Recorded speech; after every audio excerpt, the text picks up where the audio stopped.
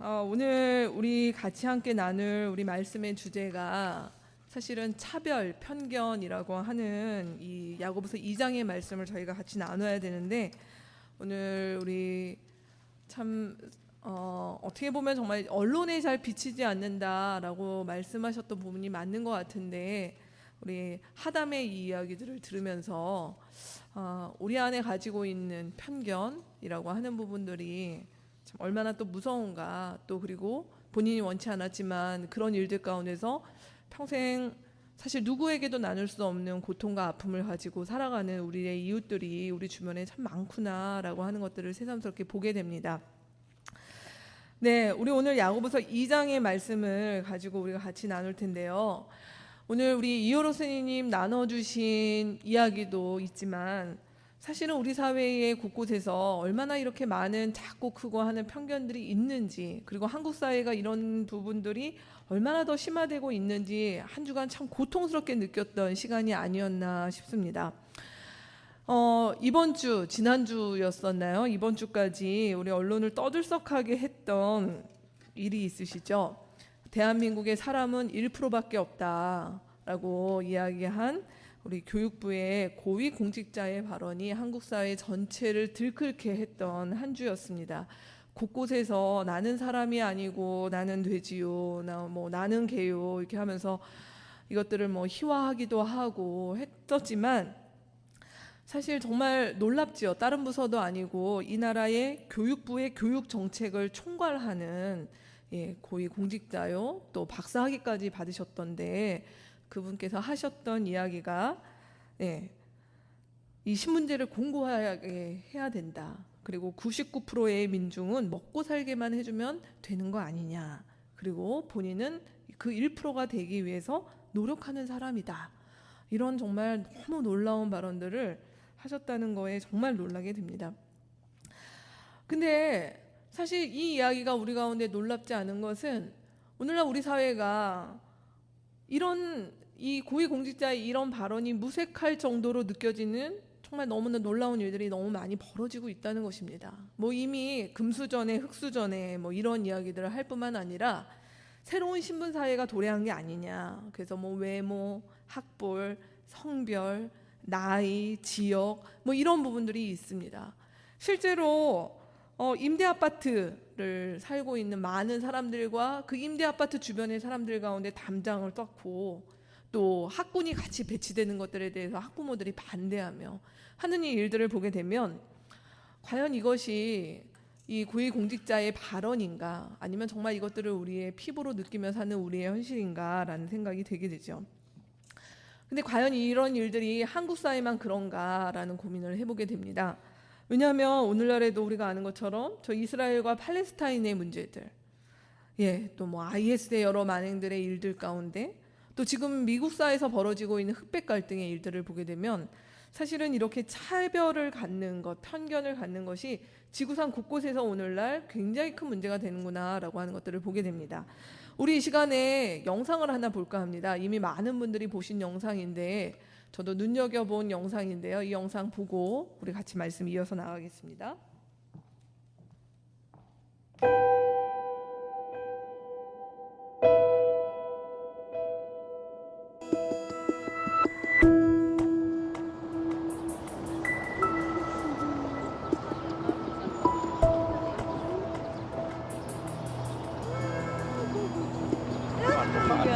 Ano,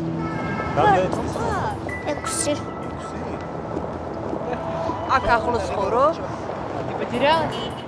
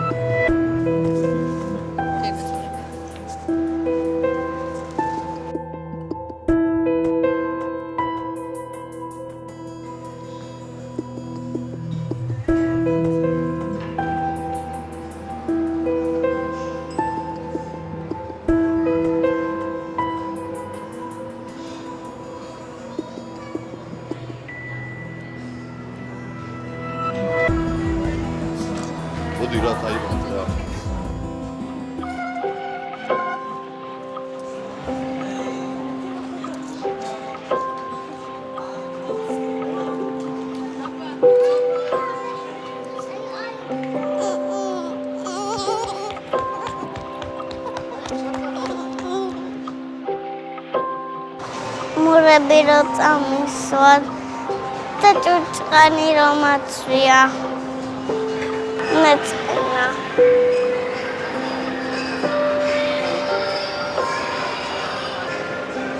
რავი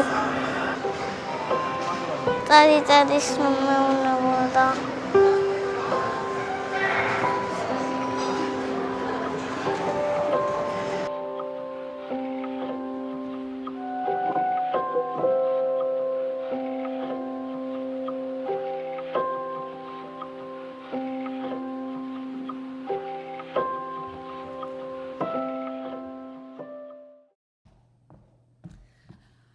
네, 유니세프에서 제작한 영상입니다. 어떠신가요?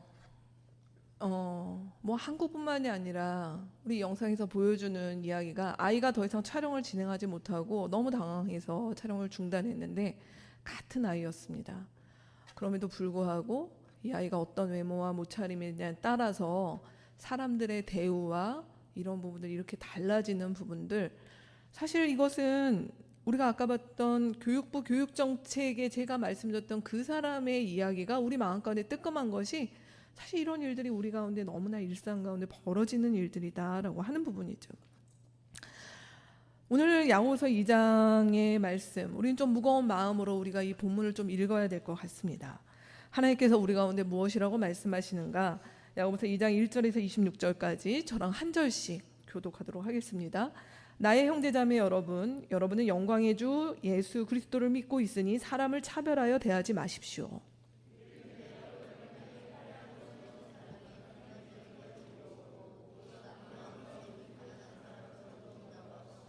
여러분이 화려한 옷차림을 한 사람에게는 특별한 호의를 보이면서 여기 좋은 자리에 앉으십시오 하고, 가난한 사람에게는 당신은 거기 서 있든지 내 발치에 앉든지 하오 하고 말하면,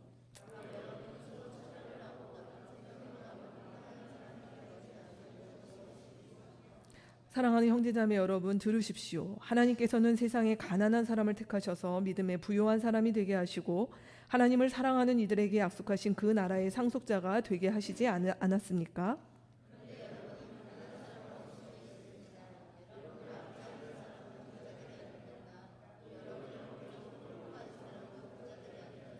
여러분이 받드는 그 존귀한 이름을 모독하는 사람도 부자들이 아닙니까?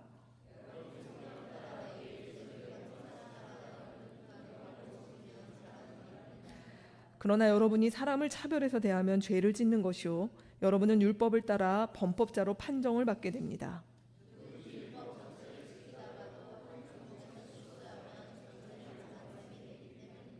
간음하지 말라 하신 분이 또한 살인하지 말라고 말씀하셨습니다. 어떤 사람이 간음은 하지 않는다고 하더라도 살인을 하면 결국 그 사람은 율법을 범하는 것입니다.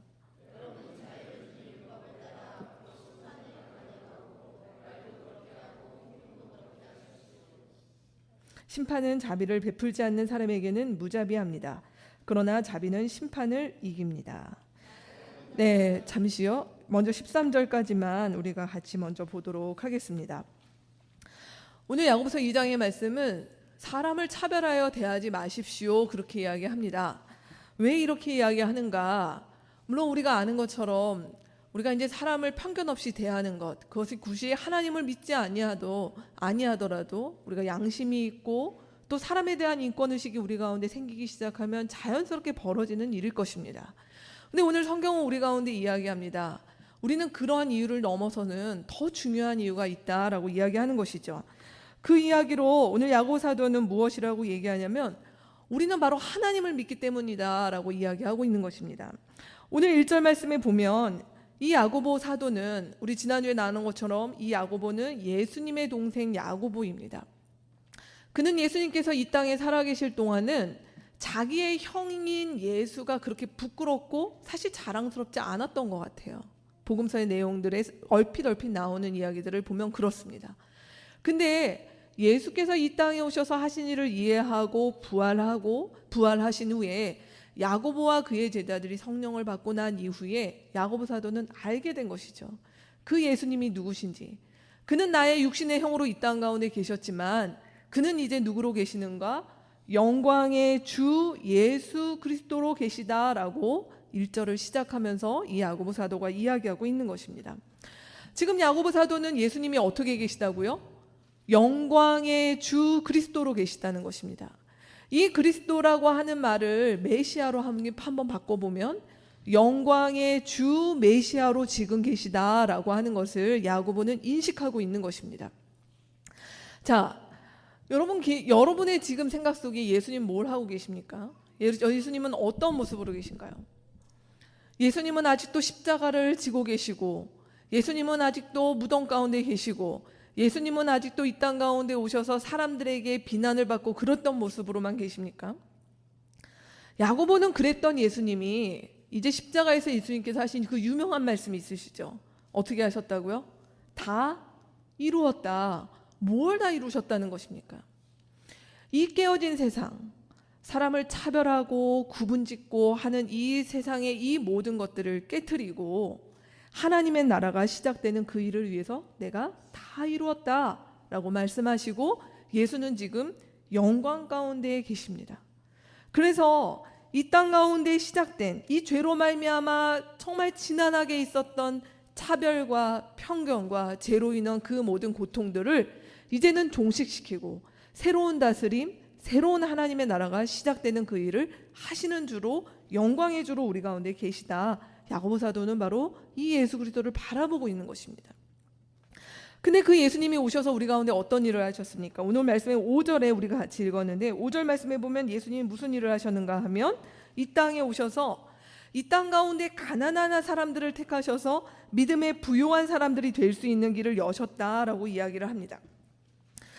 성경이 야고보서가 기록되었던 이때만 하더라도요, 신분제 사회였습니다. 그 당시에 노예가 있었고 또 여성들이 차별을 받았고 또 유대인들이 볼 때 이방인이라고 하는 존재들은 굉장히 별 볼 일 없는 존재들이었습니다. 오늘날처럼 시간이 흘러서 인권에 대한 의식들 이런 부분들이 자라서 그래도 그나마 이때였지, 그때에는 내가 차별을 당하는 것, 노예로서 억울한 일을 겪는 것, 이런 부분들에 대해서 내가 왜라고 하는 고민을 했던 때가 아니었다라고 하는 것이죠. 근데 예수께서 오셔서 우리 가운데 어떤 일들이 이루셨는가? 가난한 자들이 복음을 받아들이고 부요한 자들이 될 수 있는 길을 여셨다. 물론 그들이 이 땅 가운데서 부요한, 재산적으로나 사회적으로나 부요한 자가 되지 않더라도 이제 내가 더 이상 노예가 아니라 그리스도를 만남으로 인해서 내게 생명이 주어지고 하나님의 다스림 가운데 있다라고 하는 그 길이 열렸다라고 하는 것입니다. 많은 기독교 역사학자들이 초대교회 역사를 공부를 하면서 놀라운 사실이요, 기독교가 3세기에 공인될 때까지 거의 한 300년가량의 시간 동안 소위 말해서 오늘날 우리가 생각하는 전도나 교회가 포교를 위해서 활동을 하거나 하는 부분들이 이 시기에 없었다고 합니다. 왜냐하면 이때는 사실은 공개적으로 전도를 하기보다는 오히려 박해를 받고 어려움을 겪었던 시기였기 때문에 전도를 생각할 수도 없었지만, 이 시대의 3세기까지 기독교가 그 무수한 박해와 일들 속에서도 복음이 전파되었던 것들은 사람들이 열심히 전도를 해왔기 때문이 아니라 우리가 예수님께서 보여줬던 이 복음으로 말미암아 사람들이 이 땅 가운데서 경험하지 못한 그 믿음의 역전을, 삶의 반전을 경험하는 일들이 있었다라고 하는 것입니다. 그래서 예수를 믿는 사람들 가운데 어떤 일이 있었습니까? 그는 수많은 사회적으로 지위를 가진 사람임에도 불구하고 예수를 믿었기 때문에 자기 안에 있는 노예 해방을 위해서 이렇게 투쟁을 하고 했던 것이 아니라 자기가 데리고 있었던 노예들을 해방시키고 그들에게 자유를 주고 하대받았던 여성들을 대접하고 했던 일들이 일어나기 시작을 하면서 저들은 도대체 누구길래 나는 이전까지 경험해보지 못한 저토록 놀라운 자유와 저토록 놀라운 아름다운 일들이 저들의 무리 가운데 있는가라는 것들을 주변에서 보며 교회로 찾아오기 시작한, 그 공동체로 찾아오기 시작한 일들이 있었다라고 하는 것입니다. 그것이 바로 복음이 가져온 것이죠. 우리가 믿는 하나님께서 우리 가운데 선물하신 그 일입니다. 근데 이런 일들이 오늘 말씀에 우리가 읽었던 말씀의 12절과 13절에 보면 무엇이라고 이야기를 하냐면 바로 이러한 자비를 우리가 받았는데 그 자비로 말미암아 하나님께서 언젠가 이 땅 가운데서 이 모든 일들을 심판하시는 날이 온다라고 성경은 이야기하고 있습니다. 12절에서 13절 말씀에 보면 무엇이라고 얘기합니까? 우리는 누구인가? 우리는 하나님께서 우리의 이 땅 가운데 차별과 편견과 그리고 무엇보다 하나님과 등졌던 우리들을 향하여 하나님께서 먼저 손 내미셔서 우리 가운데 자비를 베푸시고 하나님의 자녀를 삼아주시고 하나님의 백성 삼아주시는데 우리 가운데 그 어떤 요구 조건이나 그 어떤 노력이나 그 인간적인 어떤 우월함으로 우리를 받아주신 것이 아니라 그분의 자비하신 가운데 우리를 받아주셨기 때문에 이제 우리가 이 땅 가운데서 하나님의 자비를 함께 드러내는 자들로 끝까지 살아가야 우리가 마지막 날에 그 하나님의 자비하심으로 말미암아 마지막에 이루어질 심판 가운데서 우리는 하나님 앞에 감히 말할 수 있는 것이죠. 제가 주님의 자비하심을 본받아 이 땅 가운데 하나님 앞에서 그렇게 살았습니다 라고 말할 그때가 있다라고 오늘 이야기하고 있습니다. 자, 그렇다면 어떻게 해야 되는가라고 하는 거죠. 오늘 야고보 사도는 우리 가운데 어떤 문제의식을 주고 있는가 하면 우리 지난주에 이 야고보서를 이야기하면서 예수께서 승천하시고 나서 한 10여 년 정도 흐른 뒤에 신약 성경에서 야고보서가 제일 먼저 기록된 성경이다라고 말씀드렸습니다. 그래서 이때는 아직 신약 성경이 완성되지도 않았고 사실은 교회가 이 모양 저 모양으로 이제 자리 잡혀가고 있는 시대다라고 말씀드렸었죠. 근데 오늘 야고보 사도는 이렇게 이야기하고 있습니다. 2절 말씀에 보면 이런 이야기를 드리고 있죠. 우리가 아까 봤던 그 영상처럼 이들의 교회 모임 가운데 사람들이 들어오는데 어떤 사람들이 있다고요? 어떤 사람들은 화려한 옷을 입고 손에는 금가락지를 끼고 이렇게 들어옵니다. 그런 사람들에게는 어서 오십시오, 여기 좋은 자리에 앉으십시오 이렇게 대접하는 일들이 있는데 정말 오늘 우리가 봤던 영상이나 우리 이어로 스님의 이야기가 저한테는 굉장히 인상이 있어서 그런지 제가 굳이 뭐 설교로 이것들을 설명을 해야 되나라는 좀 고민이 드네요. 근데 오늘 말씀에 이제 그 얘기가 나오는 것이죠. 그러나 반대로 옷을 남루하게 입고 오고 정말 저희 아이가 분장한 것처럼 그렇게 있는 모습들을 보게 되면 이 당시 교회의 모습 가운데 무엇이 있었는가? 아우 가까이 오지 마세요. 저기 그냥 좀 앉았다 그냥 가기나 하세요. 조용히 있으세요. 아마 이러한 일들이 있었던 것 같습니다. 근데 이러한 일들이 어떻게 있느냐라고 야고보 사도가 지금 고발하고 있는 것이죠. 왜냐하면 우리가 지금 먼저 봤던 5절 말씀에 나와 있던 것처럼 하나님은 우리를 그렇게 대하신 분이 아니셨다라고 하는 것이죠. 하나님은 우리 모두를 향하여서 하나님의 기준으로 우리 가운데 어떤 잣대를 세워놓으시고 여기는 우월한 사람들, 괜찮은 사람들, 같이 뭐 놀고 싶은 사람들, 같이 나와 함께 있으면 유익이 되는 사람들 이렇게 구분하시고 상대하기 싫은 사람들, 같이 있고 싶지 않은 사람들, 덜 매력적인 사람들 하나님은 이렇게 구별하지 않으셨다는 것입니다. 하나님은 우리 모두를 향하여서 동일하게 주님의 사랑으로 우리를 대하신 분이시다라고 하는 것이죠. 그러기에 만약에 이 깨어진 세상 가운데 아직 하나님을 모르는 사람들 가운데 만연한 차별은 우리가 그럴 수 있다라고 하지만 만약 이것이 공동체 안에 들어온다면 그것은 우리가 하나님의 성품을 거스르는 것이다. 하나님은 우리 가운데 그렇게 대하지 않으셨는데 그 사랑을 알고 그 자비함을 경험했던 자들이 어떻게 그러겠느냐라고 야고보 사도가 반문하는 것입니다. 그래서 이 차별은 공동체에 있어서는 안 되는 것, 암적인 요소다라고 하는 것이죠. 근데 그럼에도 불구하고 왜 우리 안에 이 버려야 될 차별이 우리 안에 있는가라고 하는 것입니다. 오늘 6절에서 7절 말씀에 보면 이 차별의 동기가 무엇인가? 오늘 6절에서 7절 말씀에 보면 어떤 이야기가 있냐면 이런 이야기가 있습니다. 우리는 가난한 사람을 이 야고보 사도의 이 야고보서를 읽었던 청중을 향하여 뭐라고 얘기하냐면 가난한 사람은 업신여기는데 우리는 부자들에 향해서는 업신여기지 않고 호의를 베풀었다는 것이죠. 그때나 지금이나 사람은 그렇습니다. 오늘 뭐 봤던 영상에서 이미 모든 걸 얘기하고 있죠. 왜 우리가 부자들은 업신여기지 않을까요? 왜일까요? 네? 그러니까 옷차림이 좋은데 왜 우리는 업신여기지 않을까요? 그쵸? 떡고물 지금 얘기 나오는. 네. 우리 가운데 부자들, 단순히 여기서 부자들은 돈을 많은 사람들 부자들도 있지만 우리 안에 이 영상에서 보여준 것처럼 예쁜 사람들, 능력 있어 보이는 사람들, 사회적으로 잘 어떤 명성을 갖춘 사람들에 대해서 우리는 어떻게 보면 이 세상에 많은 사람들이 가지고 있는 논리는 저자세입니다. 왜요? 도움이 될까 봐. 아, 나 이런 사람 알고 있어. 나 뭐 이런 친구 있어. 사자 들어가는 사람들 아유 연락만 해. 이런 거죠. 내가 연결해 줄게. 나 이런 사람 알고 있는 나 괜찮은 사람이야.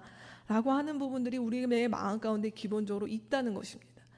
그 부자들을 혹여 우리 가운데 이익이나 유익이 될까 봐 있다는 것이죠. 근데 오늘 야고보 사도가 뭐라고 이야기하냐면 그랬는데 그들을 그렇게 너희가 호의적으로 대하고 무엇인가 떡고물이 유익이 있을까 대했는데 그들에게 도리어 무엇을 받았다고요? 압제를 받거나 고소를 당해서 법정을 다니는 일이 생기지 않았냐? 아마 실제로 이런 일들이 있었던 것 같습니다. 성경에 보면 이 비슷한 예가 나오는데 사도행전 19장에 보면 바울 사도가 에베소 지역에 가서 복음을 전하는데 그 지역에 데메드리오라고 하는 오늘날로 얘기하면은 이렇게 우상을 만드는 이렇게 뭐 사업체를 운영했던 사장님이죠. 그가 우상을 만들어서 열심히 돈을 벌고 있었는데 바울이라고 하는 사람이 에베소 지역에 와서 복음을 전하니까 이 우상이 안 팔리는 거예요. 자기 사업에 손실을 입은 것이죠. 그래서 데메드리오가 실제로 바울과 그의 일행을 고소하는 사건이 벌어지는 이야기가 나옵니다. 이런 유사한 이야기가 아마 그 초대교회 당시에 있었던 것 같습니다. 저 사람들이 우리 복음이 뭐 노예들이나 여자들이나 이렇게 믿었던 게 아니라 저기 정치인, 거물급 정치인이 우리에게 왔어. 저 우리 도시에서 알만한 부자가 이제 예수를 믿고 교회를 다니기 시작하네. 그들에게 호의를 베풀었는데 사실은 그들 가운데 어떤 이들은 자기가 손해를 입거나 피해를 당했을 때 되려 고소를 하는 일들이 벌어졌다라고 하는 부분입니다. 그래서 오늘 야고보 사도가 이야기하는 것입니다. 왜 그런 차별이 있는가? 그 차별의 동기 가운데 너희의 욕심이 있지 않느냐라고 이야기하고 있는 것입니다. 그러면서 무엇이라고 얘기하냐면 이 차별은 단순히 우리가 그렇지 사람 사는 게 그렇지 인생살이가 그렇지 우리 인간이 그렇지라고 이야기하기에는 하나님을 믿는 우리에게는 이 차별은 가장 중요한 하나님의 제1계명을 어기는 것이다 라고 하는 것이에요. 오늘 8절 말씀에 무엇이라고 얘기합니까? 8절에 보면 우린 다 합니다. 그 당시 야고보의 교회 사람들은 제일 중요한 계명이 무엇이냐 물어보면 제일 중요한 계명은 뭡니까? 하나님을 사랑하고 내 이웃을 내 몸처럼 사랑하는 것입니다. 동전의 양면과 같은 계명이라는 것이죠. 이 계명을 다 아는데 오늘 야고보 사도가 무엇이라고 얘기하는가? 그러나 사람을 차별해서 대하면은 너희는 이 계명을 지키는 것이 아니다라고 이야기하고 있습니다. 근데 많은 사람들이 항변하죠. 저는 교회를 다닙니다. 예수님을 믿어요. 그래서 저는 간음하지 않아요. 살인이요?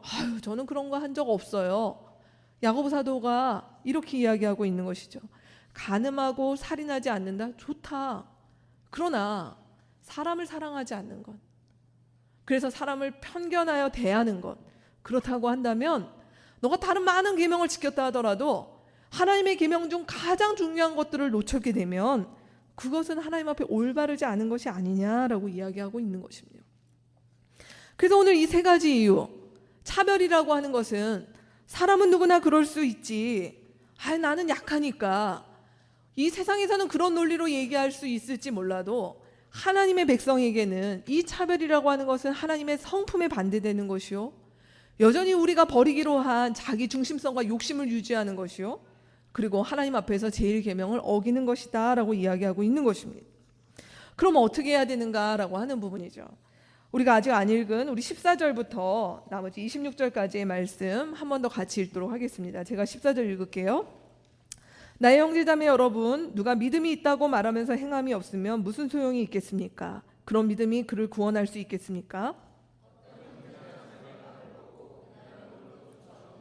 여러분 가운데서 누가 그들에게 말하기를 평안히 가서 몸을 따뜻하게 하고 배부르게 먹으십시오 하면서 말만 하고 몸에 필요한 것들을 주지 않는다고 하면 무슨 소용이 있겠습니까?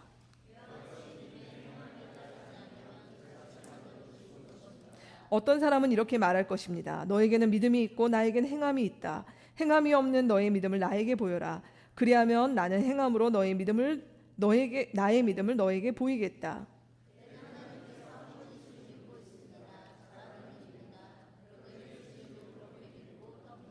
아, 어리석은 사람이여, 그대는 행함이 없는 믿음은 쓸모가 없다는 것을 알고 싶습니까?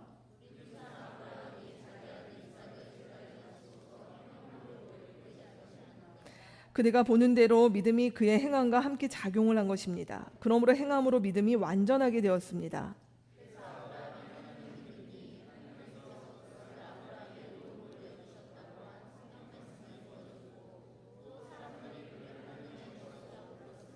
여러분이 아는 대로 사람은 행함으로 의롭게 되는 것이지 믿음으로만 되는 것이 아닙니다.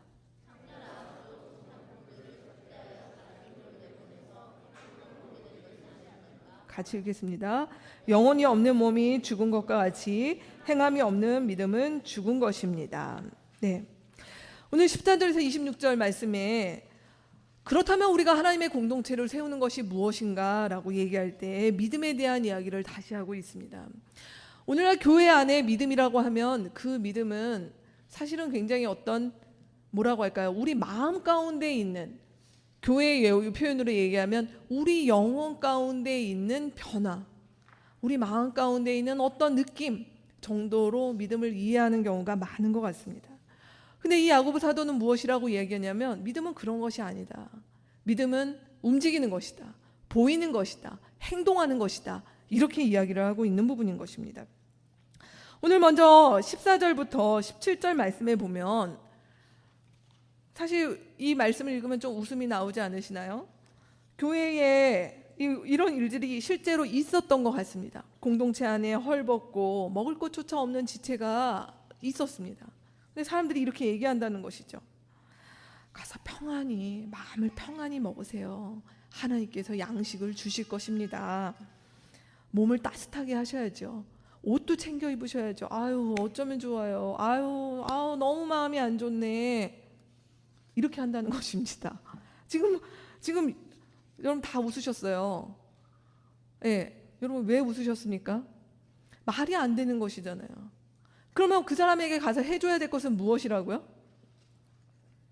네, 우리 집에 가서 우리 집에 쌀독에 있는 쌀을 같이 나누고 내 옷들을 챙겨주고 반찬까지를 챙겨주고 해야 되는 일들이 맞는 거 아니냐라고 하는 것입니다. 이게 당연한 것이죠. 그렇기 때문에 우리가 알고 있는 믿음이라고 하는 것은 말이 전부가 아니다라고 이야기를 하는 것입니다. 사실은 우리가 이런 이야기들 들으면 맞아, 난 그렇게 하고 있어 라고 이야기를 하지만 오늘날 우리 사회 곳곳에서 이루어지고 있는 일들, 누군가 그 고위공직자의 그런 발언을 들으면 우리 모두가 흥분하고 어떻게 그럴 수가 있냐, 말도 안 된다라고 얘기하지만 그러면서 돌아가서 살아가는 우리 사회의 주변, 우리의 일상들은 무엇입니까? 끊임없이 편가르기를 하고 사람을 판단하고 외모로 보고 그 일을 위해서 우리는 어떻게든 임대 아파트를 안 살려고 하고 어떻게든 무리해서 경차를 안 사고 좋은 차를 뽑으려고 하고 좋은 옷을 입으려고 하고 하는 그 일들이 우리 사회 곳곳을 병들게 하고 있지 않느냐라고 하는 부분이에요. 근데 과연 세상만 그런가? 야고보 사도의 지적처럼 오늘날 그리스도인들은 어떠냐라고 하는 것입니다. 그렇게 많은 사랑을 이야기를 하면서 오늘날 교회가 보여주는 모습은 가장 사랑에 대해서 편협하게 말하고 있는, 가장 사랑에 대해서 이기적으로 이야기하고 있는 대표적인 집단 가운데 하나가 오늘날 한국 교회의 모습이 된 것은 아니냐라고 하는 부분입니다. 오늘 우리 하담의 소장님을 저희가 모시게 됐던 계기가 저희 공동체가 절기연금을 하고 이 절기연금은 저희 공동체의 필요를 위해서 쓰지 않고 전에 외부로 내보낸다라는 것들을 우리 가족들과 함께 결정해서 우리가 지금 이 하담 지금 있는 이 센터가 또 자체 건물이 아니어서 소장님 뭐라고 표현해야 되죠? 그러니까 자기 건물이 아니고 전세로 있죠. 그래서 이제 또 조만간 이사를 다니고 또 이런 일들이 참 번거롭잖아요. 그래서 이제 이 일들을 위해서 저희의 아주 작은 금액이지만 보내드렸습니다.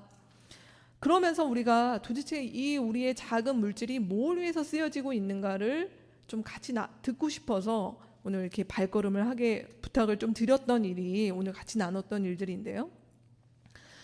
사실 우리에게 이런 거, 우리 교회 이런 거 합니다. 저희 교회 굉장히 좋은 교회예요. 그렇게 생색낼 수 없죠. 아직 멀었습니다. 그러나 우리가 작지만 그럼에도 불구하고 우리가 하나님 앞에서 몸부림쳐야 되고 발버둥 쳐야 되는 것들 중에 하나는 우리의 신앙이 말로만의 신앙, 우리의 신앙이 말로는 하나님 나라를 드러내고 말로는 이웃을 돕고 말로는 공동체를 한다라고 하는 그 신앙을 벗어버리기 위한 우리의 몸부림이 오늘 이러한 시간들을 갖게 했던 것이라는 것들을 기억하셨으면 좋겠습니다.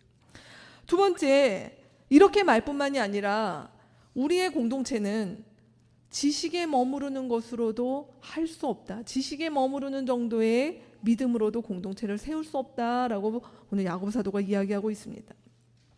오늘 18절에서 19절 말씀에 보면 무엇이라고 얘기하냐면요, 하나님이 한 분이신 거, 하나님이 한 분이시요 하나님이 어떤 일을 하시며 하나님의 나라가 이미 시작되었고 그 나라가 반드시 끝이 난다라고 하는 것들을 누가 알고 있느냐? 오늘 야고보 사도가 귀신도 알고 있다, 그렇게 이야기하고 있습니다. 우리 눈에 보이지 않지만 사단도 그것들을 알고 있다. 근데 어떻게 보면 우리보다 더 잘 알겠죠. 더 선명하게 알겠죠. 근데 그 사단이 무엇을 하고 있습니까? 그래서 회심을 했습니까? 그 사단이 무엇을 알고 있습니까? 오히려 우리보다 더 많은 지식을 선명하게 알고 있지만 그는 하나님을 가장 대적하고 싫어하는 자리에서 역할을 하고 있다는 것입니다. 오늘 야고보 사도가 우리 가운데 아주 극단적인 예를 들면서 우리 가운데 무엇을 얘기합니까? 우리에게 믿음이라고 하는 거, 내가 뭔가를 살려면, 내가 믿음대로 살기 위해서는 저는 성경을 더 많이 알아야 돼요. 더 많은 훈련을 받아야 돼요. 제가 더 많은 기독교 서적을 읽어야 돼요. 그게 아니라는 것입니다. 우리가 무엇을 몰라서, 믿음이 무엇인지를 몰라서 우리가 못 사는 것이 아니라 우리는 단 한 구절의 말씀, 하나님을 사랑하는 것이 너의 이웃을 사랑하는 것이다. 이 말씀 하나만을 가지고도, 이 말씀, 성경의 나머지 구절을 다 몰라도 이 말씀 하나 때문에 오늘날 우리가 돌아봐야 되고 살아야 되고 우리 삶을 나눠야 되고 해야 되는 일들이 많다라고 하는 것입니다. 단지 그것을 우리가 모르고 내 믿음이 아직도 연약하고 부족해서 저는 그렇게 못 삽니다, 과연 그러한가? 라고 하는 부분입니다. 오히려 우리 안에는 그것보다는 내가 이 땅 가운데서 살아가는 나의 유익과 나의 이익을 위해서 사실은 내 손과 내 주머니와 나의 삶이 펴지지 못하고 있는 것은 아니냐라고 이야기하고 있는 부분인 것이죠. 그렇다면 우리 오늘 말씀에, 이 야고보서 말씀 하나도 어렵지 않습니다. 공동체는 무엇으로 세우는가? 행함이 있는 믿음으로 가능하다라고 하는 것이죠. 오늘 야고보 사도는 우리가 잘 아는 구약의 대표적인 두 사람의 예를 들었습니다. 그 사람은 아브라함과 라합입니다. 성경에 수많은 인물들이 있는데 야고보가 예로 든 이 두 사람은 완전히 양극단에 있는 사람입니다. 아브라함은 누구입니까? 남자입니다. 그는 부유한 사람이었습니다. 더구나 그는 이스라엘을 대표하는 사람으로서의 아브라함입니다. 근데 그 반대편에 있는 라합은 누구인가요? 여자입니다. 특별히 오늘 야고보는 굳이 강조를 합니다. 그는 창녀였다고 강조를 합니다. 그는 이방인입니다. 근데 하나님은 이들을 향해서 어떻게 하셨습니까? 차별하지 않으셨어요. 그들이 하나님을 믿고 하나님의 백성이 되는 과정 가운데 있어서 아브라함이라고 선대하시고 라합이라고 차별하지 않으신 분이셨다라고 하는 부분입니다. 그들에게 동일하게 하나님의 믿음을 믿을 수 있는 길을 열어주셨다라고 하는 것이죠. 근데 이 두 사람은 각각 하나님에게 자신의 믿음을 증명하는 데 있어서 어떤 일을 했는가? 오늘 야고보 사도가 우리 가운데 보여주는 것은 아브라함도 그가 자기의 가장 중요한 유익이라고 할 수 있는 것들을 내려놓았다. 라합도 어떤 일을 했는가? 그가 이방인이었고 여자였고 몰랐지만 그가 자기의 유익을 포기하고 그 믿음의 길을 위해서 오늘 중요한 결정을 했다. 그 이야기를 하고 있는 것입니다. 아브라함은 어땠던 사람입니까? 아브라함이 믿음대로 사는 게 너무 쉬웠지. 그는 돈 많았잖아. 하나님이 그에게 자주 나타나서 말씀하셨잖아. 맞습니다. 근데 그에게도 어려운 것이 있었잖아요. 그것이 무엇이었습니까?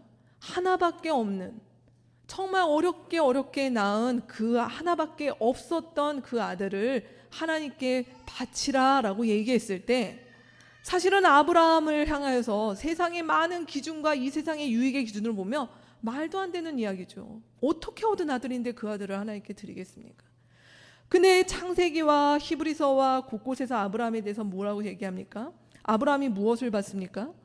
자기의 유익을 본 것이 아니라 믿음의 눈으로 하나님께서 하실 일을 바라보았기 때문에 히브리서의 말씀에 보면 이 아들을 하나님이 데려가셔도 하나님의 약속을 이루시기 위해서 이 아들을 하나님께서 다시 살리시든지 두시든지 하실 것들을 믿고 이 믿음의 길을 갔다라고 하는 것입니다. 라합은 어땠나요? 라합은 하나님에 대해서 라합에게 성경책이 있었습니까? 뭐가 있었습니까? 단지 저 멀리 이스라엘에 하나님이라는 분이 계시는데 그 하나님이 이 세상 만물을 다스리시고 주인이시란다. 그 말씀 하나 때문에 라합이 무엇을 결정했습니까? 감히 정탐꾼들을 지금 오늘 본문에는 접대라고 표현되어 있는데 이 접대라는 게 어떤 접대였습니까? 자기 목숨을 건 접대였잖아요.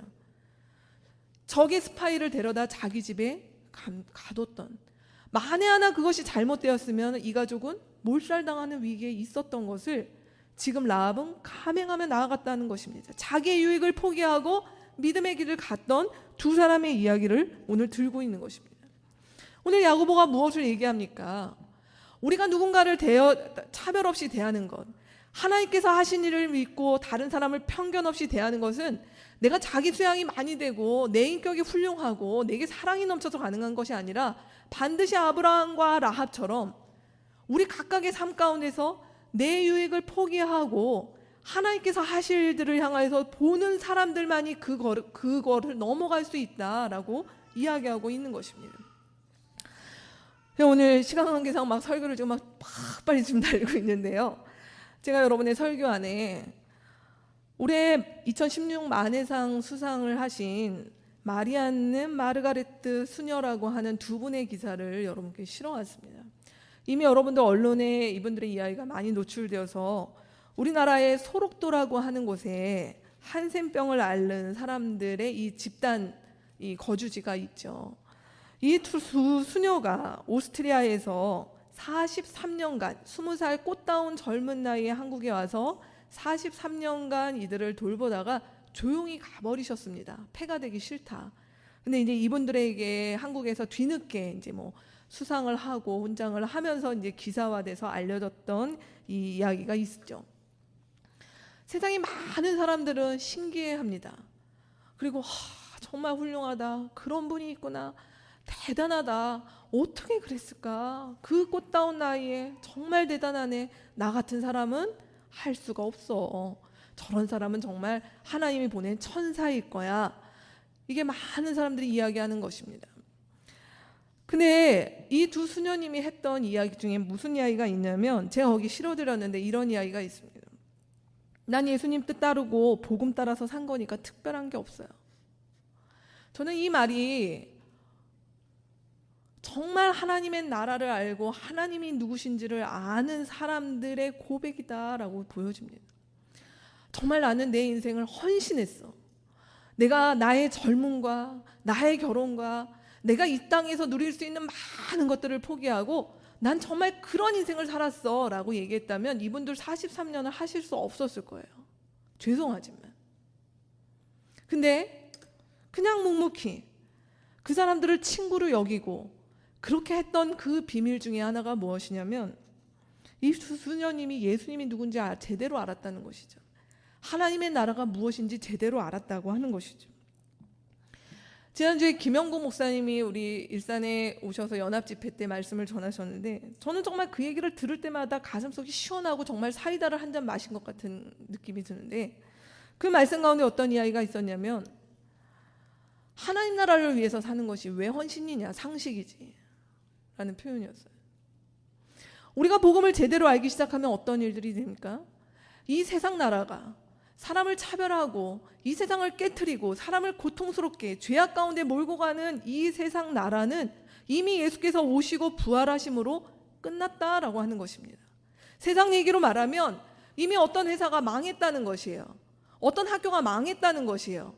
그 망한 곳에 내 인생을 바치고 투자하고 그것들을 살리기 위해서 하는 것은 헌신이죠. 안 되는데 안 되는 걸 붙잡고 씨름하는 게 헌신이죠. 그러나 하나님의 나라가 시작되었고 그 나라가 어떻게 갈지 알고 그 나라가 이제 대세요. 그 나라가 이제 이 땅 가운데 시작되어서 하는 일들을 아는데 그 나라를 붙잡고 사는 것이 왜 헌신이냐는 것입니까? 당연한 것이죠. 되는 기업, 되는 학교, 거기에 투자하고 그것을 위해서 사명 갖고 사는 것이 왜 헌신이에요? 상식이죠. 그것이 우리가 하나님 나라를 알아가는 사람들의 기쁨과 특권인 것입니다. 오늘날 우리가 이 야고보서의 말씀들 여러분 마음 가운데 듣고 그래 내가 이 땅 가운데 가서 나 속은 안 그런데 내가 사람을 편견 없이 대해야지. 소록도에 가신 그런 수녀님들 나는 못해. 그런 삶을 어떻게 살아. 그런 일들은 아무나 하는 것이 아니야. 여전히 우리의 인식의 범위가 믿음의 수준이 거기에 계십니까? 그렇다면은 죄송하지만 복음을 제대로 모르는 것입니다. 우리 안에 복음이 선명해지고 하나님께서 우리 가운데 하신 일이 선명해지면 그렇구나. 이 수녀님들이 하신 일들 우리 공동체에 누구나 할 수 있는 일입니다. 우리 공동체에 하나님께서 우리 가운데 복음이 선명하면 할수록 우리 삶을 그렇게 드리고 하나님 앞에 내 삶을 드리는 일들, 별스러운 일들이 아니라 그렇게 할 수 있습니다. 그렇기 때문에 감히 이제 우리가 고백하는 것, 하나님께서 내게 붙여주고 만나게 하시는 사람들을 향하여서 이전과는 다르게 모든 일들을 하나님의 시각으로 사람들을 대하고 손잡아주고 편견 없이 만들어가는 그 일들을 작지만 우리 공동체가 할 수 있습니다. 여러분 믿으십니까? 저만 지금 혼자 떠드는 얘기인가요? 네, 이 일들이 가능하다라고 말씀하셨습니다. 그래서 우리의 기도가 달라져야 되는 것이죠. 하나님, 저희는 그렇게 할 수 없는데 그렇게 될 줄로 믿습니다. 그렇게 되게 해주십시오가 아니라 주님, 저희가 작지만 그 일들을 시작했습니다. 저희가 그런 삶을 이미 조금씩 살아보고 있습니다.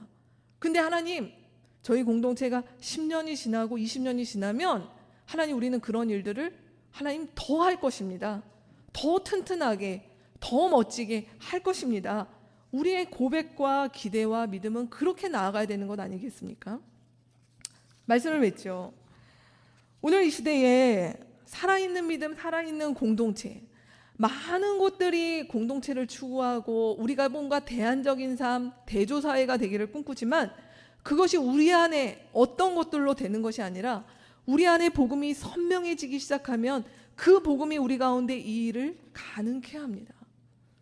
그래서 우리로 하여금 이 땅 가운데서 하나님이 누구신지, 마치 초대교회 성도들이 그랬 것처럼 굳이 복음을 무엇인지 설명하고 전하지 않아도 우리가 사람을 대하는 방식, 우리의 일터와 직장과 우리의 가정에서 아이들을 대하고 어른을 대하고 우리의 이웃을 대하고 우리가 살아가는 삶의 방식들 속에서 살아가기 시작할 때 비로소 사람들은 우리 가운데 물어보는 것이죠. 당신은 어떻게 그 자유로우십니까? 사람을 그렇게 어떻게 편견과 이런 시선으로 보지 아니하고 그렇게 볼 수 있습니까? 라고 물어보는 일들이 생기지 않겠습니까? 그 일들을 통하여서 비로소 우리는 우리의 믿음이 하나님으로부터 나온 것임을, 우리의 어떤 것이 아니라 우리가 정말 주님을 믿는 백성입니다 라고 하는 것들을 우리가 애써 입으로 얘기하지 않아도 우리의 삶이 그 일들을 증거하는 모습이 될 것입니다. 우리 나주목 일산 공동체, 여기 계신 저와 우리 지체자매, 형제자매 여러분, 우리 모두가 좀 그러한 일들 가운데 도전하고 또 소망하고 꿈꾸며 나아갔으면 좋겠습니다. 그래서 우리가 오늘 참 가슴 아프게 들었던 정말 우리 하담과 또 우리 지역사회에서 가슴 아픈 이들을 부여잡고 씨름하는 이들이 외롭지 않고 우리가 그들의 든든한 후견인이 되고 지원자가 되고 함께 일을 같이 하는 사람들로 우리의 믿음을, 우리가 살아있음을 증명하는 그런 멋진 일들이 우리 공동체에 있었으면 좋겠습니다. 같이 기도하겠습니다.